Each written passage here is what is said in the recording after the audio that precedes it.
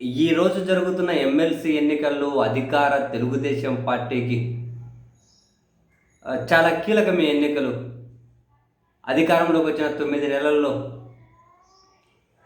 జరగబోతున్నాయి. 100 అసెంబ్లీ నియోజకవర్గాల్లో ఒక రకంగా ఎన్నికలు జరగబోతూ ఉన్నాయి. కృష్ణా, గుంటూరు, ఉభయ గోదావరి జిల్లాల గ్రాడ్యుయేట్ ఎమ్మెల్సీ తెలుగుదేశం పార్టీ తమ అభ్యర్థులను గెలిపించుకోవడం కోసం రకరకాల ప్రయత్నాలు చేస్తూ ఉన్నారు. చివరికి ఆ ప్రయత్నాలు ఓట్లేసేకపోతారు కదా. అక్కడ అధికారులు కూర్చొని ఉంటారు కదా చెక్ చేయడం కోసం, అది ఇంకు పెట్టడం కోసం, రకరకాల కోసం వాళ్ళే తెలుగుదేశం పార్టీకి అక్కడ ఒక ఏమంటారు శాంపుల్ బ్యాలెట్ పేపర్ పెట్టి టీడీపీ అభ్యర్థికి ఓటు వేసినట్లు వాళ్ళే ప్రచారం చేస్తూ ఉన్నారు. ఇది మామూలు హైలైట్ కాదు. అవునండి బాబు, అక్కడనే అధికారులు, పోలీసులు అందరూ సాక్షులే. ఇండిపెండెంట్ ఇది రాజమహేంద్రవరం అర్బన్లో పోలింగ్ బూత్ దగ్గర ఒక వీడియోతో సహా ఇండిపెండెంట్గా పోటీ చేసే అభ్యర్థి ఒక వీడియోని పెట్టారు.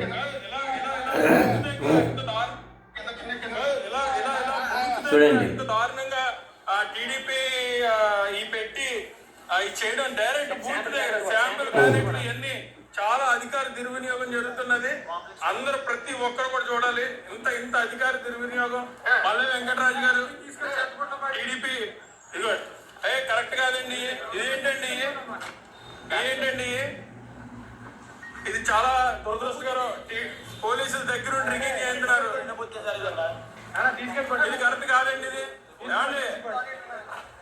ఇదిగో పోలీసులు పిల్లండి. ఇది కరెక్ట్ కాదు. నేను రిటర్న్ కంప్లైంట్ ఇస్తున్నాం. వీడియో కూడా తీసుకున్నాం. బిల్లు పోలీసులు బిల్లు. ఇది కరెక్ట్ కాదండి.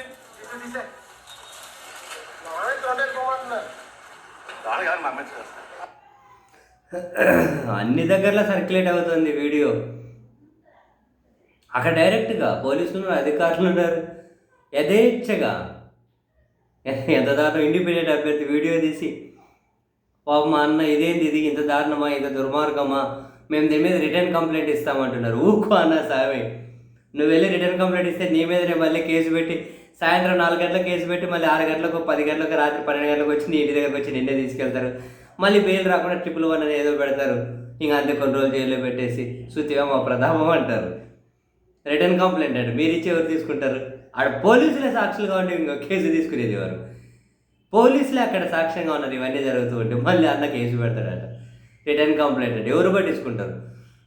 మరికొందరు ఇంత దారుణంగా ప్రజాస్వామ్యం నడి రోడ్డు మీద ఇలా అయిపోతే ఏంటి, వ్యవస్థలు ఇలా అయిపోతే ఏంటి అని ఈ వీడియోని షేర్ చేస్తే పాపం చాలా తెగ బాధపడిపోతున్నారు. ఊరుకోండి అబ్బా, మీరు మరీ కామెడీ చేస్తారు. యాడ ప్రజాస్వామ్యం, యాడ చట్టము, యాడ వ్యవస్థలు, యాడ నిబంధనలు, యాడ ఉండేది?